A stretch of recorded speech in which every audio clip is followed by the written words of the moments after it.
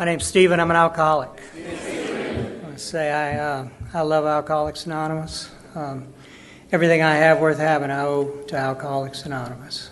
It's extended my life and bettered my life in ways I could not have imagined when I first got here. I want to thank Neil for that generous introduction and for arranging, my being here. I do live in Los Angeles, and my son moved here about 5 years ago, and I'm here 3 or 4 times a year, to spend time with him, and when I'm visiting him, he's often he's at work or doing other things, and I have time to come to meetings, and often they're those noon meetings. And when I think of Neil, and before I get started, I want to make this comment. Neil reminds me of like one of those eco tourists, the people that go places and try to make them better, take their free time and then go places and try to make it better. And I remember at the last noon meeting that we were, in together, he raised his hand with an announcement, because he wanted us to try the coffee. He had put together a new custom blend, and he wanted some feedback. And I was thinking, in LA we don't have custom blends, baby. We don't have custom blends. I think of Los Angeles, 10 million people. I didn't grow up in Los Angeles. I grew up in Louisiana. And the county that I grew up in had about 40,000 people. And my hometown was a county seat. We call them parishes, but the county seat, Marksville, and it had maybe 5,000 to 10,000 people. And it's that way today. There's a water tower, in that small town, and it says Marksville, where everybody is somebody, That's my first exposure to propaganda, because I don't think it was true, man. I don't think it was true. But it's one of those small towns where, most days are just like boring and drag on. But every now and again something happens, And I'll name 3 or 4 just to give you a reference how it's maybe a little different from everywhere else. There was a day in the 1940s when it actually rained fishes in Marksville. That's a phenomenon. Hit ChatGPT after the meeting, and you'll be able to find it. If I don't know if some of you have seen that movie 12 Years a Slave, that character that Brad Pitt played was a carpenter from Marksville. And the judge that released Solomon Northrop was at the courthouse in my hometown. So one of my mom's great uncles or something like that. A point of pride for her that somebody she was connected with had something to do with releasing the guy.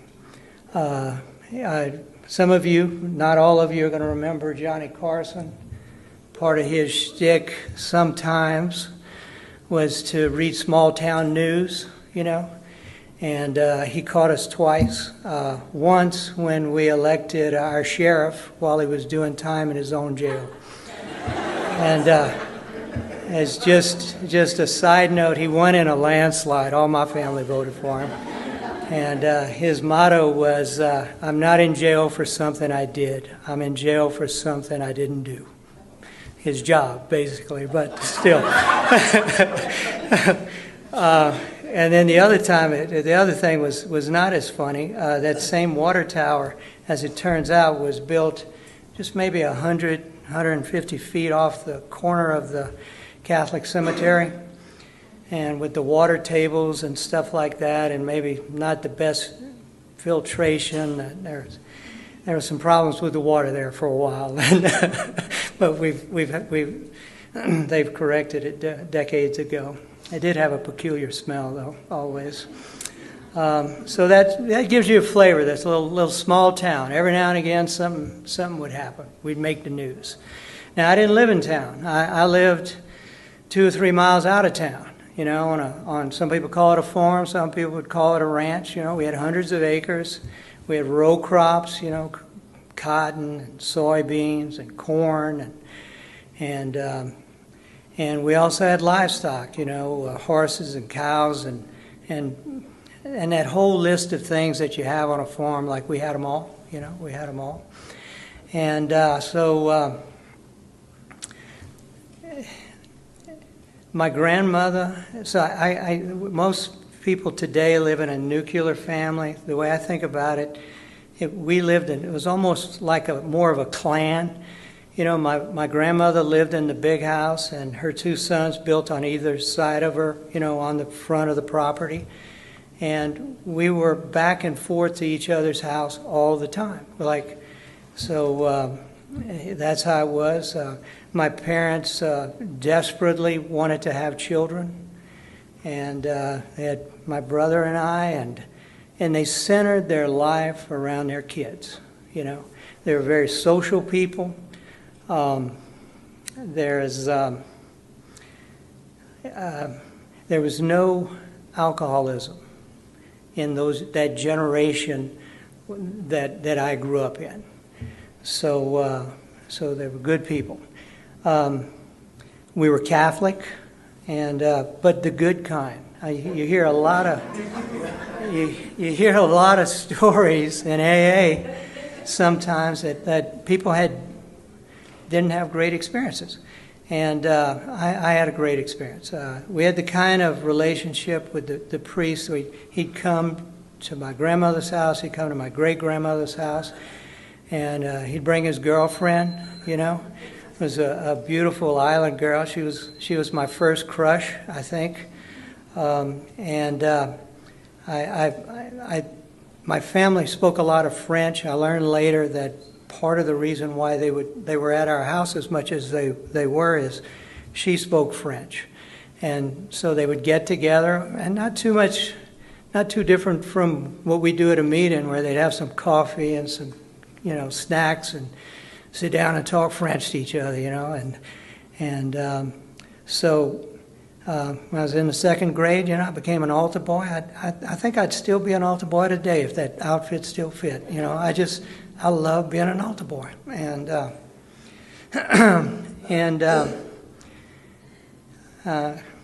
would say I was good at things. I had a period in the early part of maybe the 2nd grade when maybe a little self-consciousness started to, develop, and a little anxiety, that sort of thing. And right about that same time, I was introduced to sports, and football, baseball, basketball, tetherball, hopscotch, whatever you got, let's play, and that got me through. That got me through that next stage of my life. I wanted to go to school early. I wanted to stay late. I wanted to play. Whatever was organized or ad hoc, I wanted to do it. So it was good. So we're going to fast forward a little bit. So that was the beginning. You get to the point where I'm 14 years old, just a few days before I'm 15, and we just had the sports banquet, and I had my Letterman jacket. I'd lettered as a freshman, for football, and that was a big deal in my hometown. And I was on the student council. I was a good student. I think at that point I'd only been like a source of pride to my family, And I had 2 of my cousins, and we had a plan to do something mischievous on a Tuesday night. And on our way to do this thing, it's not important what we were on our way to do, but we decided to stop off at a gas station and get a 6-pack of beer. It was a Billups gas station, and one of my cousins had just received, in anticipation of his birthday, a brand new Ford Bronco. Brand new, like the smell, the whole thing was brand new. And it was fully loaded. It even had a cassette player, It was nice. And we only had one cassette, and it was Leonard Skinner. Do you know that where there's that little riff, da-da-da-da-da, and the dude would say, "Turn it up." In that cassette player, we'd just go to right after "Turn it up," then we'd rewind. Da-da-da-da-da, turn it up. Over and over and over again. And but anyway, we stopped off at that billet station, and we got a 6-pack of beer. We got each of 2 beers. And in 2 beers with my guys, 3 foreign boys. And it was wonderful. It was wonderful. There was not a cloud on the horizon. I didn't know. I didn't know that I was going to be ambushed, Within 100 days, I'm a blackout drinker. Within 100 days. Not because I had some deep reason to escape. I don't know. I had problems right out the gate. I started suffering consequences right out the gate. And I think the ones I'm going to focus on today, a lot of bad things happened. I'm not going to tell you all of them. We're going to focus on just like the car wrecks before I was, by the time I was 19. I was in 7 accidents before I was 20. And there are these 3 particular days that stand out. One was on a Monday or a Tuesday. My mom and dad had bought a brand new car, the only brand new car they ever bought before or after. And on Friday night, I asked if I could borrow the car. By then, I'd made 15 and I could drive. It was a rainy night. On the way, I'd been drinking. On the way back, it was raining. I lost control of the car, spun out, and wrapped it around a telephone pole. But it wrapped on the passenger side, and I didn't have a passenger, And so there was that. Another one, unfortunately, I hit an ambulance that had somebody in it. And that we had to go to court on that one. That was a bad one. And we had some shared negligence there, but you don't want to hit an ambulance, And then maybe the worst of the worst was at about noon on this particular day, turning into a bar, I crashed the car. And my dad we did all the things that you do. And that night I was uncomfortable. And after they went to bed, I took my dad's truck. And before midnight that night, I'd crashed his truck. So I crashed 2 cars in one day. And thank God my kids have never done this to me.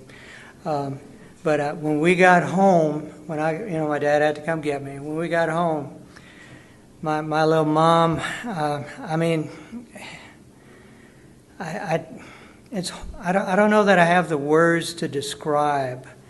It wasn't resignation, it wasn't rage, it wasn't it was I don't know, done. And, I'd been a threat to their emotional security by then, their physical security, their reputation, their financial, and it was almost like I was a terrorist, in their lives, because it didn't happen every day, but it happened a lot, and so that gives you a sense of how it was, right? And then till my mid-20s, so for about 10 or 12 years, I was trying to stop drinking. I had good people behind me that were helping me. I did not want to be this. I did not want to be this. I quit, I estimate 300 times. That's my estimate. Now, some days I would quit when I woke up, but I would not be quit when it got dark, you know. There were lots of those days. Now I quit forever, and I didn't make it through the day. I mean, it's sad. And it happened over and over. And all those, you know, it's 10 or 12 years of drinking. One time I made it all the way to 33 days on my own. Of course, we got drunk that night. But, you know, that was my record. That was my all-time record. And while I was doing all this stuff, you know, I got it through a university, you know, and then I got the worst job you could possibly get as an alcoholic. I became a CPA, you know, and a bad behaving CPA. That wasn't a good match, and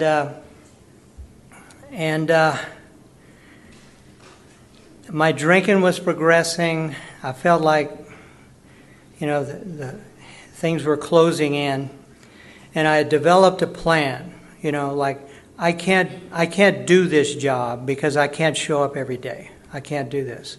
So my new plan, which I was like thinking of, was I'm going to go work offshore on an oil rig. Right? I'll work 30 days, and then I'll be off 30 days. I can't drink on the rig, and I'll be off, and I'll drink for 30 days, and then that'll be my new life. And but the walls closed in a little too quick before I could get there, and to save a job,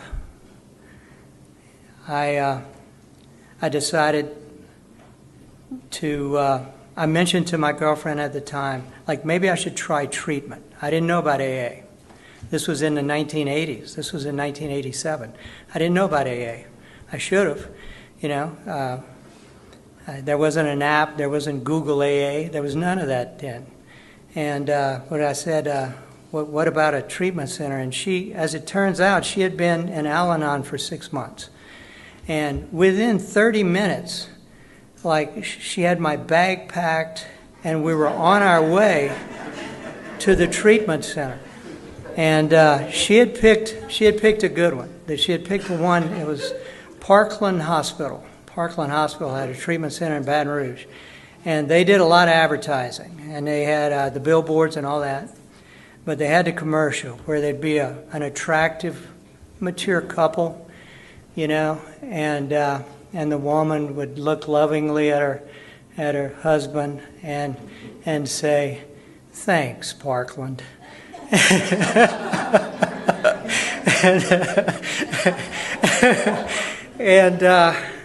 And that's the one we picked. That's where we headed. And I got there, and you know, they do the check-in, and I was still messed up, you know. And you do the check-in, and they ask a lot of questions, and I answered them honestly, and so then maybe they gave me a little medication or something, because I woke up the next day and I wanted to leave, and they said, "Well, you can't leave." I said, "Well, what?" And then they brought out like the questions and answers and what I had said. I said, "Oh my God, I can't believe." And so that day they just detoxed me. That was a Friday. And then on Saturday there was no programming, so they gave me a big book. And they said, "Go read something, you know." And so I started with The Doctor's Opinion, you know, and then as Bill's story, and There is a Solution, and those early chapters. And oh my God, it just like blew me away, man. Like I related so much to how they described what was going on. And then the next day was a Sunday, and they brought in a speaker, kind of like what we're doing here today. And the guy was, you know, a little bit older than me, and he was sharing his story at a level of transparency that I had never heard anybody talk, you know, and I really related to him. And I got to tell you, I went to the treatment center to try to keep my job. By then I was convinced I would never, ever, ever, ever be able to stop drinking. But after that first weekend, I had a little hope, like maybe this could work for me. And as it turns out, I've never had another drink, you know. And so right from the beginning, I've really liked going to meetings, you know. Something magical happens at meetings. When I come to this room, I love this room.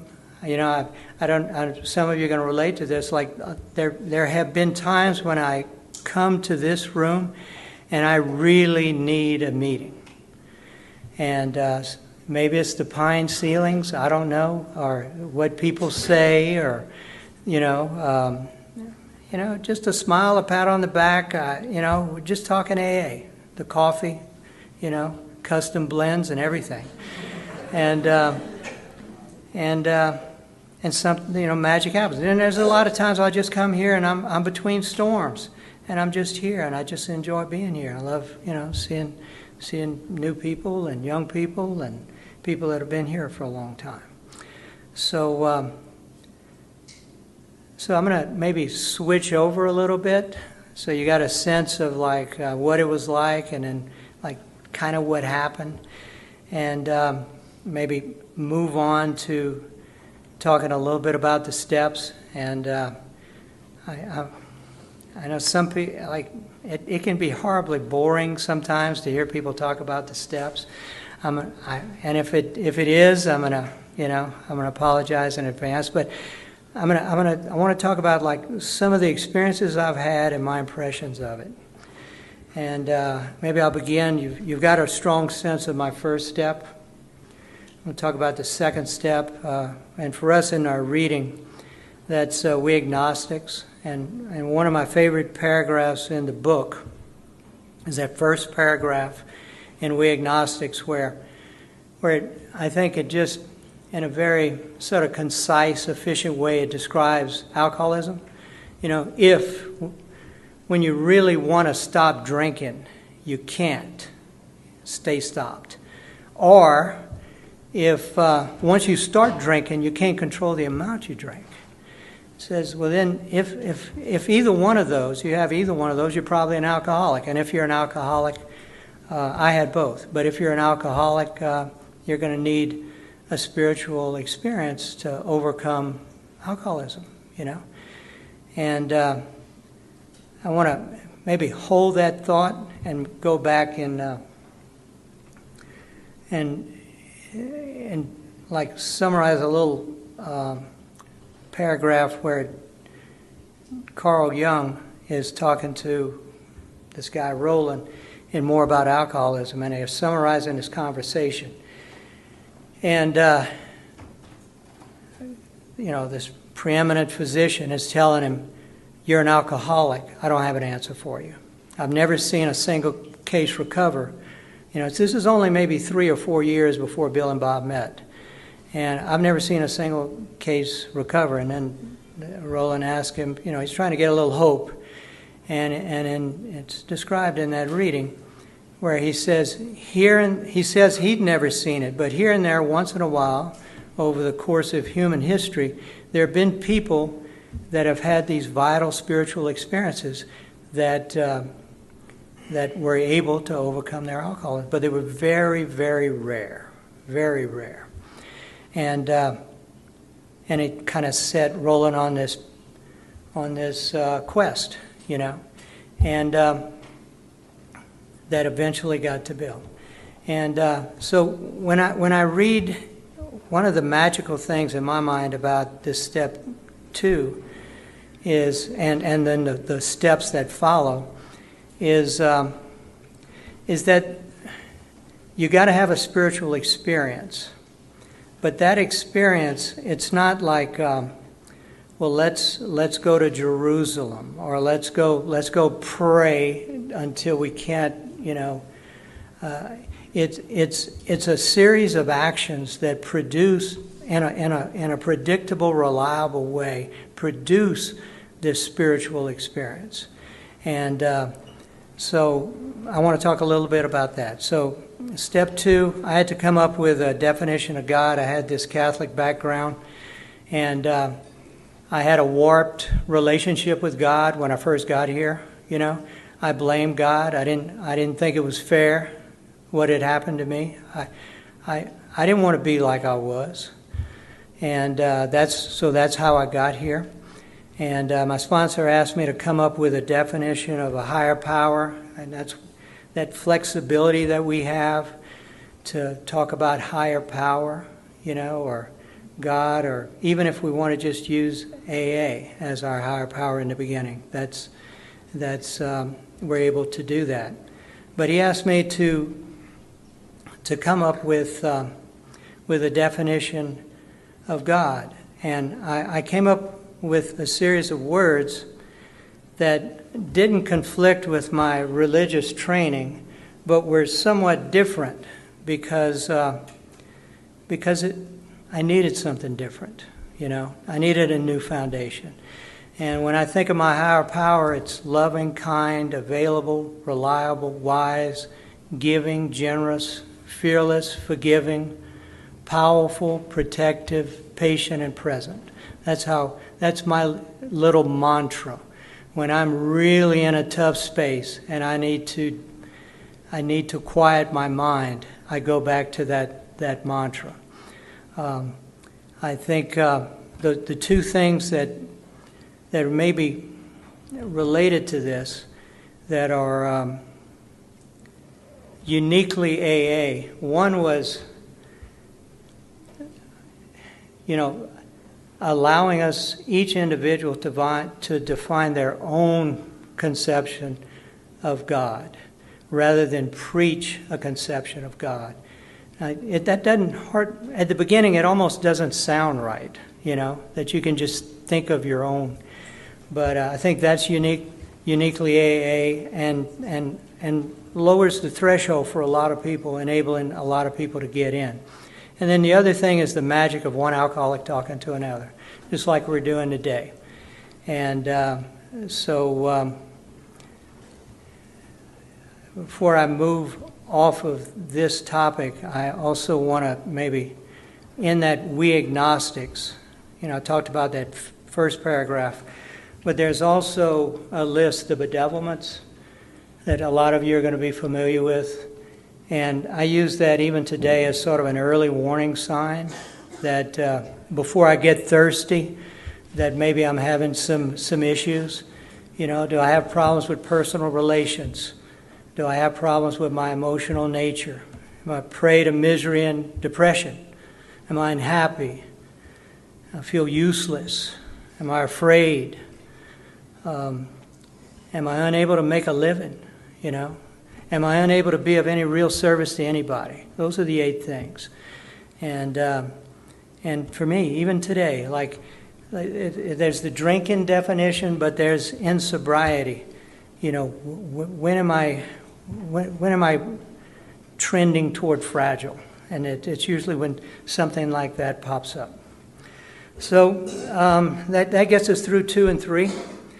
You get to 4, and resentments. When I first got here, the word resentment wasn't in my vocabulary, and I heard somebody describe it as this looping negative thought, like thinking a negative thought over and over and over about somebody else. And I was thinking, well, I mean, that's kind of my hobby, is is to drive around in the car with a 6-pack and a pint or a half pint and think negative thoughts about my boss or my girlfriend or somebody, you know. And so I had that. I really related. And so they made me write down all my resentments. I had 154 resentments. And, it's not a record, but it is a lot. And then, you know, there's the second and third column that just brings into like more detail. And in that fourth column, that where had we been selfish, dishonest, self-seeking, or afraid? For each one of that 154, I had to answer those 4 questions.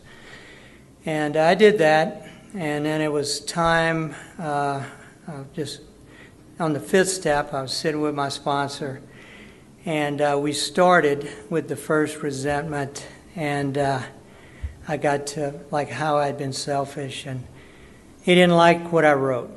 Let's put it that way. And he asked me to redo it all, which that's why I have 155 resentments on my list now. And but he wanted me to write for selfishness. He or she did not do it, whatever it is, the way I thought it should be done. And if I'm going to have a resentment, it has to be somebody that has a little bit of power over me, you know, or if you want to think of it that way, or I have to care about it, and they have to do something in a way that's not consistent with the way I think it should be done at that moment. And then I get a resentment. You're not doing it right, man. All right, I'm not pointing at you. I'm just saying in general. And that's how I get a resentment. And what I've learned before I get off this topic is, like, I'm wrong about half the time. Like, I'm getting resentments about things when I'm wrong, you know, which caused me troubles over the years. So that's how we talked about selfishness, and maybe a little bit about dishonesty. For him, my sponsor, and I'm going to talk about the way I work the steps, and there's some variability about how people work the steps. But for dishonest, there were 3 ways. Like, you could actually lie. You could be passive, like someone could do something and you not speak up, you know, and get a resentment. And then the other one that was a catch-all is, and particularly in my early life, like some things happened and I just hadn't accepted it. You know, I just hadn't accepted it. It's hard to get over that resentment until you accept it. So we did all that work. And fear, you know, evil and corroding thread. I love that the way that caused more problems than stealing. Should be classed with stealing. Like I didn't recognize. I was a big farm boy that I was as afraid as I was. And but I came to learn about that, and the way I reacted when I got that way, and then we maybe move on to the 5th step, and that was my sponsor asked me to stop saying it this way, but I can't come up with a better way to say it. Like, when we got together, I read my entire 4th. You know, it's the resentment area, the fear, and the sex inventory. I thought the sex inventory would have taken more time than it did, but you know, that's how it worked for me. But that's a little joke. Well, let me say it differently. I wish that was a joke. But I shared all that, the mechanical piece, and then I had to get to like my secrets, and I had 8 secrets, you know. And when I wrote them down in my book, I didn't just write them out. I wrote them in code, you know. And so when I talked to him, it was fresh, so I knew what each code meant. And I had 8 of them. And a couple of years ago, I went back to my work. I was taking somebody else through the steps, and I looked at my 8 secrets, and there were 3 codes that I couldn't remember what they stood for, you know. So maybe God's relieved me of them, you know. Maybe they're gone.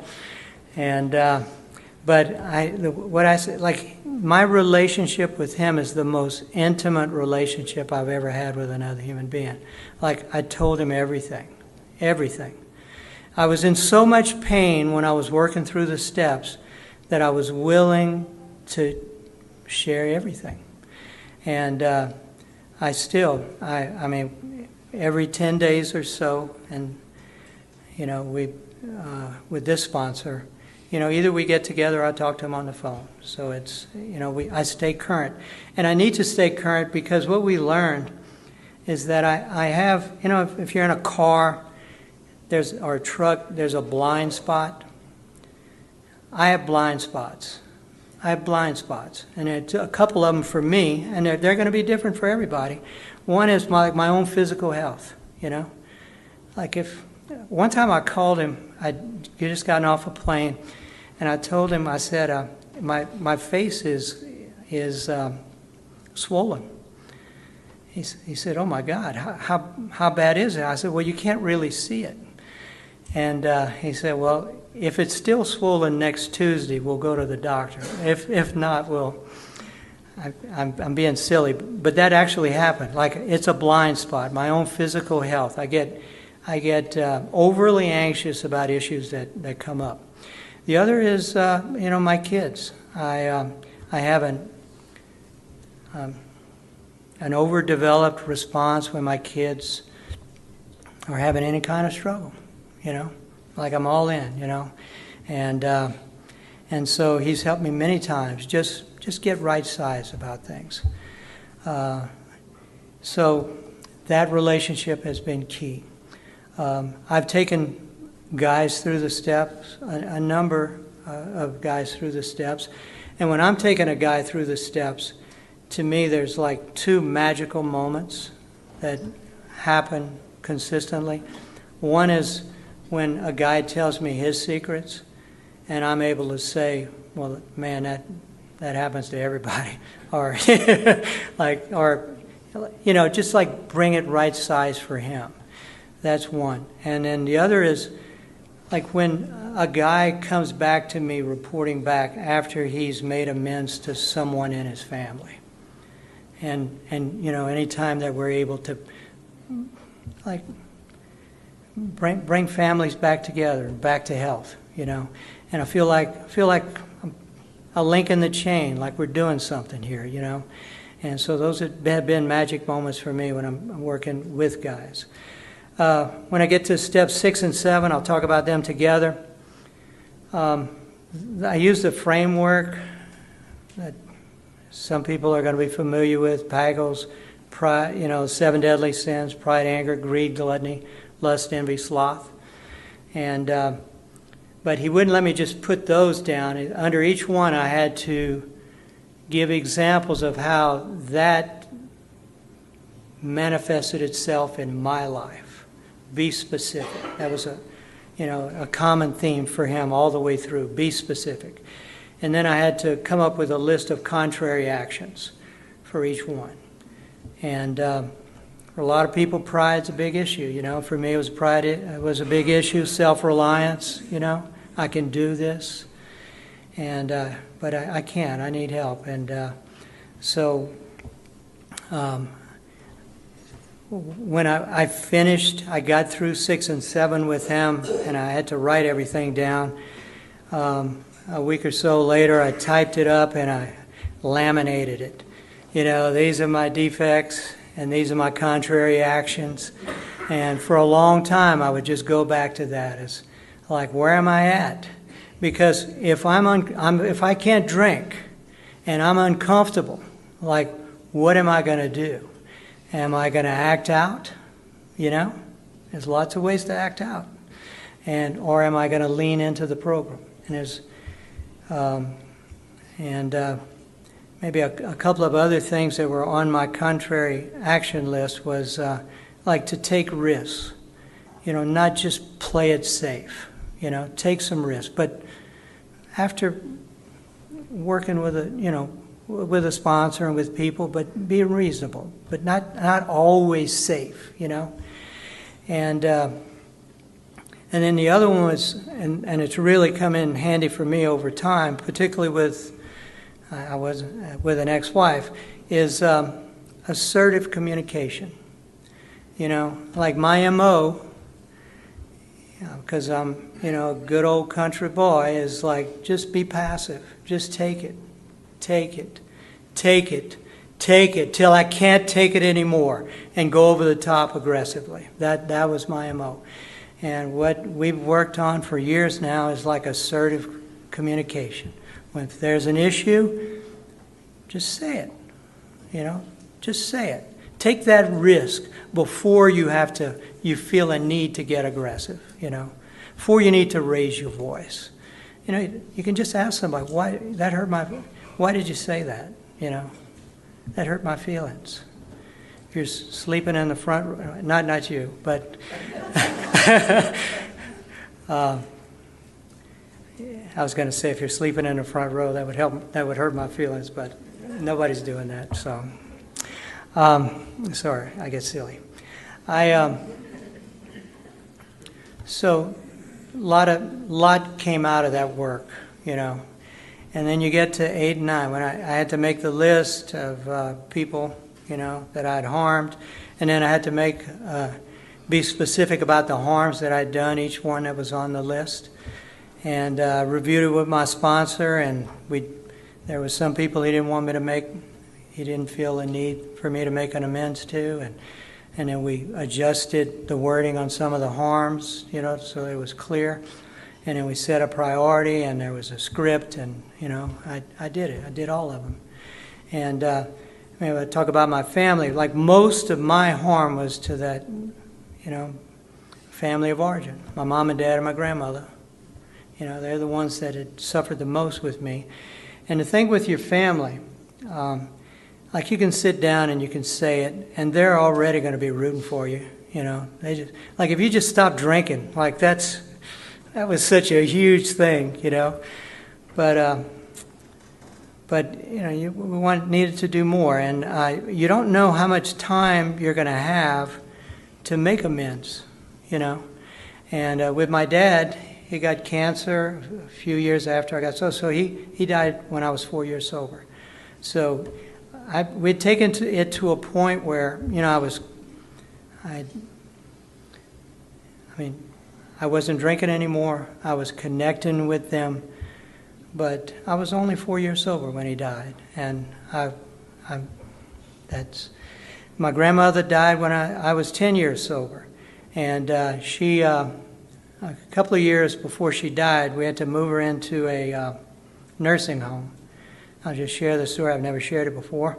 And I adored my grandmother, and they moved her in a nursing home. And by then, I was calling my family every week. I'd call my mom and dad, and I'd call my grandmother. Those first few calls were really uncomfortable. I was already living in California. I think one time my dad asked me how my TV was doing because he had bought me a TV. And we evolved beyond that. But I had a phone put next to my grandmother's bed, in the nursing home. And I'd call her much more frequently than once a week. And she had dementia, so it was the kind of conversation where she'd forget. She'd ask me, what did you have for lunch? And I'd say chicken. And then a couple of minutes later, what'd you have for lunch? And I'd say a hamburger. And then, what'd you have for lunch? I had salad. And then at some point she'd catch herself and we'd have a laugh. And but she would open up every one of those calls with, I love you so much. I love you so much. I was sitting here waiting for you to call. And thank you. And then when we'd get off the call, it was, I love you so much. Call me back. And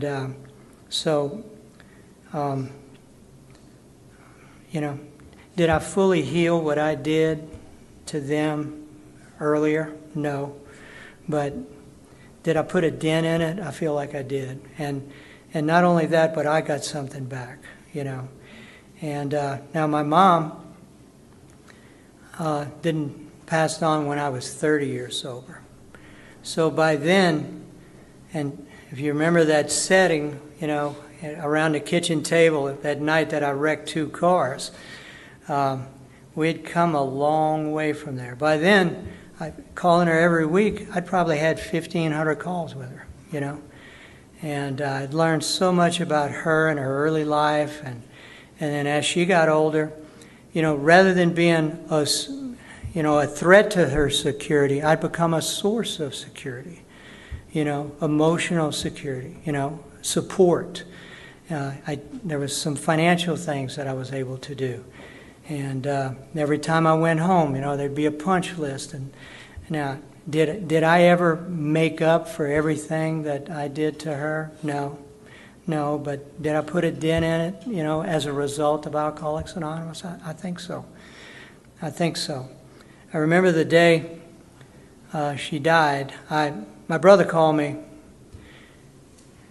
to tell me, she'd gone to work on a Tuesday, and on that Thursday she was in the hospital. My brother called me and said, you need to come home. I said, what do you mean? And my mom was in the hospital, and that it was really bad, and I didn't fully believe it, but I went home, and when I got home, just to check on her, and within a day or so, she dropped into a coma, and she never came out of it, and when I first got to the hospital, one of the things my brother said was, he's a very religious person, Pentecostal, and he said, if we get to the point where we have to pull the plug, I can't do it. I can't do it. That's against my religion. And one of the things that I have from Alcoholics Anonymous is no matter what it is, I can do the most loving thing there is to do. And we got to a point over the course of the next few days when it was time to, take her off that, that equipment. And the day before, I told my brother, because we were praying our ass off, and he and his family too. And I said, if God restores her overnight, then we're good. But if not, we're going to pull the plug. And we did the next day, and it was done. And that day, I had to get a suit. I had to go to the funeral home and make arrangements because none of that was in advance. A little bit stressful. And then I went to a meeting and then I had to go to she had a little dog. I'd given her a dog, and when they put her in the hospital, they put the dog in whatever the place you put dogs. I don't even know the name. And they were holding the dog, and I went to check on the dog, and the lady told me that the dog was riddled with cancer, was really sick, that they weren't going to be able to find another home for the dog. She said, what do you want to do? I said, there was nobody in our family was able to do it. I said, well, I guess we'll put the dog down. And I did that really with the same sort of spirit, like I can do the most loving thing that needs to be done in any situation, I believe, as a direct result of what I've learned here in AA and the support of my system here. So we did that, and so you can imagine, that's been quite a day, and it's maybe it was a 7 o'clock meeting. We have a treatment center in Marksville now, and I get to this meeting, and it's Louisiana, and it's guys, and there may be 25 guys, and everybody's in camouflage. It's like 100% Louisiana camouflage. And they had an odd sort of format, like they'd read a paragraph, and then you could share as many times as you wanted. And some of these guys were new in there, some were coming off meth and other things, and some of these guys were like sharing, like just the impulse to share was like over and over and over, And maybe about 45 minutes in, I was able to share that meeting, and I told them what the day was like, and that Alcoholics Anonymous had given my mom her son back for 30 years, and that if she was here, she'd be thanking AA, and one of those boys in that meeting said, I've been here for 29 days. I'm getting out tomorrow. And he said, people have been talking about God every day. And he said, but I really felt like God was here today. And, I think God comes to all the meetings. I think God comes to all the meetings. And that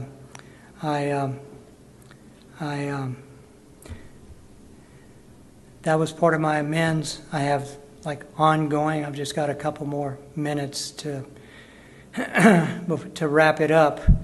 I go to a lot of meetings. I talked about my sponsor. I've got the sponsees that I'm taking through the steps. My goal in life is to be a loving father and a trusted friend. That's what I want on my gravestone.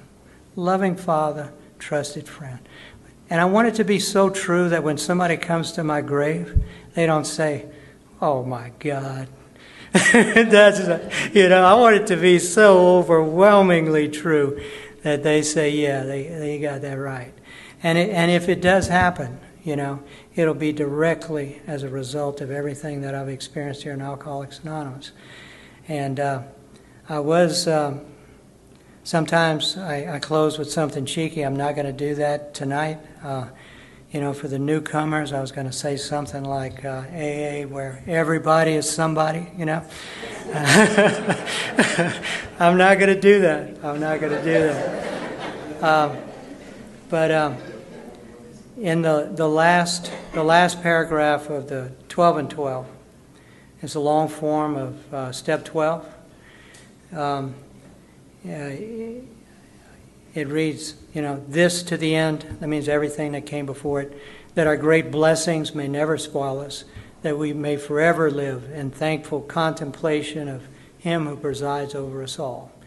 And they read a lot of Emmett Fox in those early days. And in one of his books, Emmett Fox defined contemplation for him as when the prayer and the prayer become one. So in a sense, like your life becomes a prayer. Now that's aspirational. That's aspirational. We don't get there. We don't get there. But it's something to strive for. And I love Alcoholics Anonymous, and I really appreciate you listening. Thank you.